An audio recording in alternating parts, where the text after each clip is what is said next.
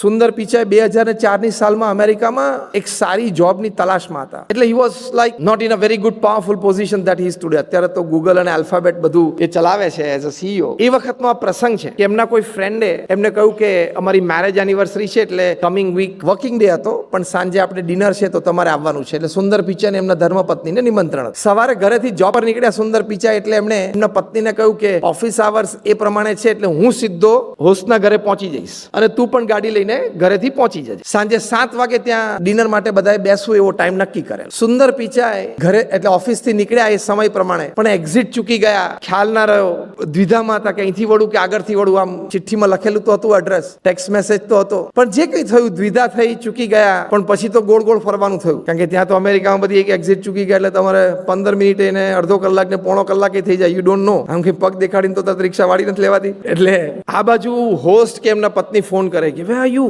તો કે હવે આઈ એમ લોસ. અને અમેરિકામાં તો શું ખોવાઈ જાય તો તમે તો બીજું તો શું એડ્રેસ આપી શકો? રસ્તા બધા સરખા લાગે, લાંબા લાંબા રસ્તા લાગે. આપણી જેમ તો બોલે નહીં કે આ મહેતા ભજીયા હાઉસની બાજુમાં નીચે પેલા ઉભો છું અહીંયા. એવું તો બોલાતું નથી અમેરિકામાં.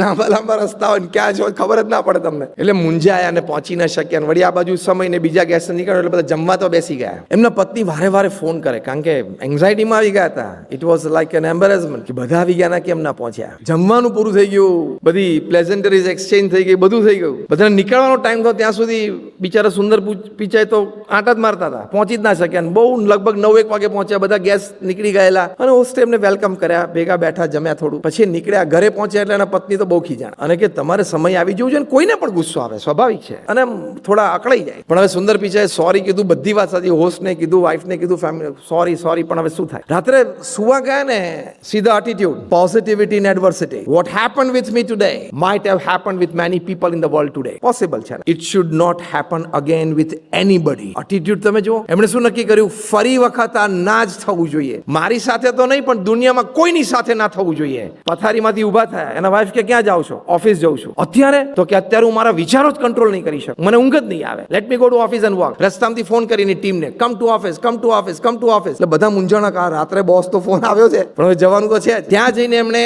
આઈડિયા પ્રસ્તુત કર્યો. ગ્રેજ્યુઅલી એક પ્રોડક્ટ બની, and you all know the name of that product because you are using it daily. Google Maps. Google Maps તો જન્મ આ પ્રસંગ પછી થયો છે. એટલે next time if you are under fire from any of the place, office કે home, next time you are under fire from any place, boss કે ઓફિસ કે ઘર, ગમે ત્યાંથી, એમાં એક ઓપોર્ચ્યુનિટી રહેલી તો છે જ, if you take it positive. અમેરિકામાં લોન્ચ કર્યો 2006-07માં, અહીંયા યુકેમાં પણ લોન્ચ થયો 2008માં, ઇન્ડિયામાં ગૂગલ મેપ્સ લોન્ચ થયું.